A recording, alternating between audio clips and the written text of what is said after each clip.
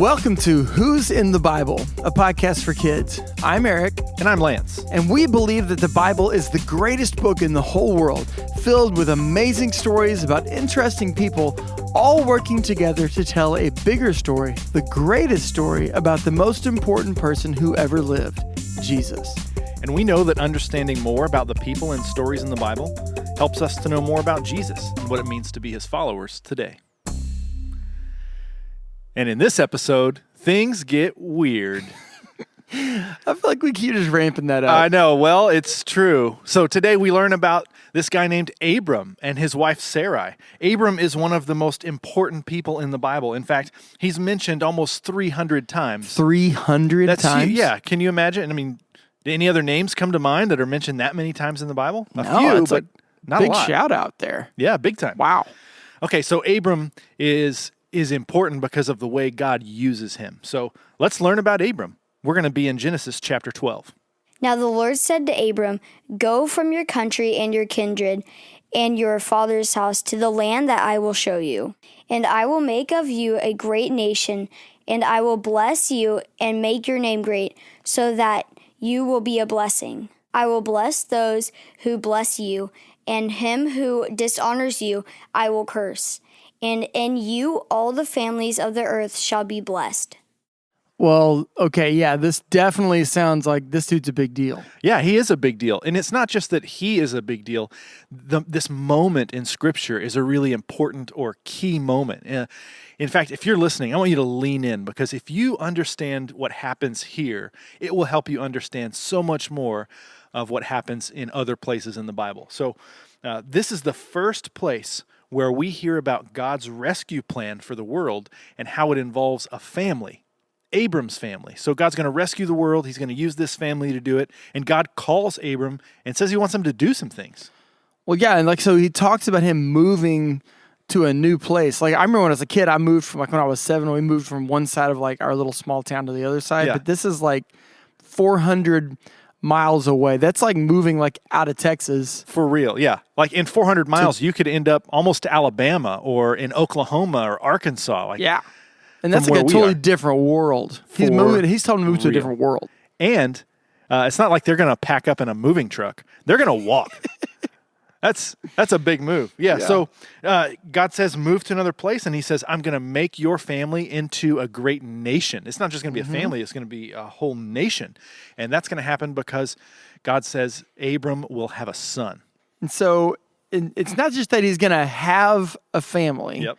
And not that he's going to have a son, but this family is going to bless all the families on the earth. Oh, that's right. That's like a big reach right there. A very big reach. That's why this is one of the most key moments in the Bible for us to understand God's rescue plan. And this is why Abram is such a key figure in the Bible. So if you keep reading in chapter 12, God says that Abraham's relatives or his descendants will inherit this particular land, this big area of land known as Canaan. And so they move and they're living their life. And then where they are, there begins to be this famine. Do you know what famine is? Yeah. Yeah. It's where there's just no food or anything for anybody. Yeah. It could be because there was no rain and there's a drought, so crops don't grow. Yeah. It could be a plague of locusts ate all the food, or a fire happened, or a storm. I mean, any number of things can cause a famine, right? And so, but they hear that there's food in Egypt. There is no famine in Egypt. So Abram and his wife Sarai decide they're going to go to Egypt for a while, where they can live and have stuff. And something really, really strange happens before they get to Egypt. Why don't you listen? When he was about to enter Egypt, he said to Sarai, his wife, "I know you are a woman beautiful in appearance. And when the Egyptians see you, they will say, 'This is his wife,' and then they will kill me. But they will let you live. Say that you are my sister, that it may go well with me because of you, and that my life may be spared for your sake." That's just weird. I've made some really weird requests of Glenna as my wife. Uh-huh. That's way weird. I've never said anything remotely like that. Yeah, can you pretend to be my sister? That's strange.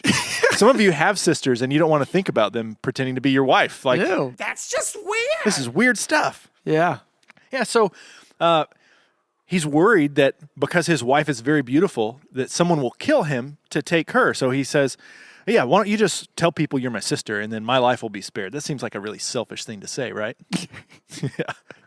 So do you know what happens next? Well, things start to really, really go bad for the Pharaoh. Yeah, Pharaoh is the guy who's like the king of Egypt, or we would have a president, not a king, but Right. he's the leader of Egypt. He takes Sarai as his wife because he thinks it's Abram's sister. Well, because in his defense, he thought she was on the market. No big deal. Exactly. It's just this dude's sister. She's pretty. She's pretty. And things go real bad. And so then Pharaoh finds out. And what does he say? He's like, dude, why did you do this? Yeah. Like, get out of here. Yeah, so he asks them to leave, and they leave Egypt. And he's like, don't ever come back here, you crazy people. Yeah, those are like you're going to distance yourself from people that do weird stuff. That's right. Well, That's this is another just life lesson, kids. life lesson. Stay away from people who do weird People stuff. start doing some Old Testament level stuff. Just be like arm's distance. Okay, so the story continues. We're going to pick it up in Genesis chapter 15, where they've still lived some time and they don't have a son yet. Listen to this. And Abram said, Behold, you have given me no offspring. And God brought Abram outside and said, Look toward heaven and number the stars, if you are able to number them. Then he said to him, So shall your offspring be. That's a pretty cool moment. That's really cool. So you think they were maybe starting to doubt, could God's plan be real? No doubt. Like at some point, they had to be like, I don't know, maybe we just got the wrong message, Yeah. or maybe God was messing with us. I don't know. The things aren't happening. Right. But in this really cool moment, God shows up and he tells Abram to step outside of his tent and look up at the stars in the sky. Have you ever been somewhere like way out away from city lights and looked up at the sky? It's a totally different game than when you do it outside your house, and where if maybe, of course, some of you guys might be listening. You live way out in the away from a city, but if you guys live in a city, you look out and you're like, oh, there's like 3 stars.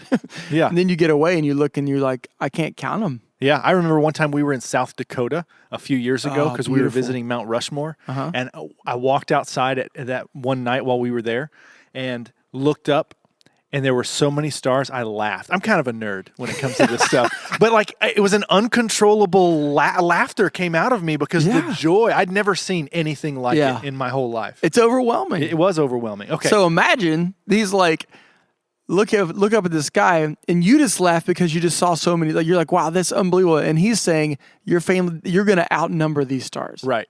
With God's trying offspring. to give Abram this picture of like, you're going to have so many relatives, so many descendants that it will be like the countless stars in the sky. So what did he do after this? Oh, well, that's a good question because things get weird again. So we read that he gets a heifer, a goat, and a ram, and he cuts them in half. What?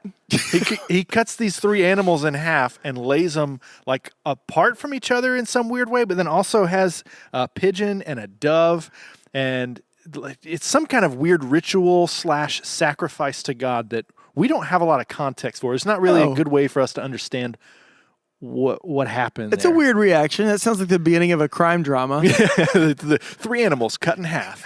It's just real weird. So, but in this whole thing, God uses it to remind Abram of his promise, his covenant to him, and it's a cool picture of God's promise and of Abram's faith. Until more time passes, and there's still no kid. No kid. I know. So we get to chapter 16, and this is where it gets super weird. Listen to this. Now Sarai, Abram's wife, had borne him no children. She had a female Egyptian servant whose name was Hagar. And Sarai said to Abram, Behold, now the Lord has prevented me from bearing children.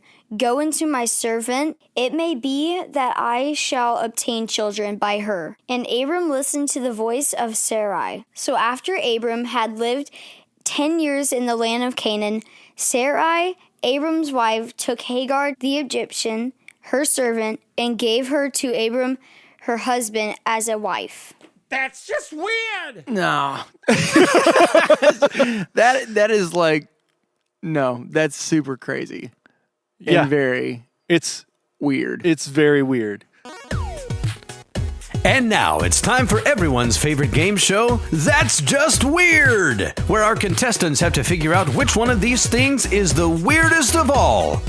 Today's contestants are Aric and Lance. Okay, contestants, which of these is the weirdest of all? A. Abram tells people that his wife is his sister. B. Abram cuts animals in half and lays them on the ground in a ritual toward God. C. Abram's wife says, "Hey, this lady can be your wife too, and I'll take her son as my own." I mean, I feel like this is a lot of pressure. This is a lot of pressure. What do you think? Like I got blindsided by this. They're all weird. Which They're one is the definitely most weird? All weird. Most weird? What do you think? I mean, cutting animals in half, super weird. It's weird, but then your wife posing as your sister, I don't even Very want to think weird. about that. Glenn and I have been told we look similar, but that's I never told anyone she was my sister. But I think the weirdest thing might be like having more than one wife. I think that we should go with C. Okay, C. Okay. Give the answer. Okay, we're gonna go with C. C is correct!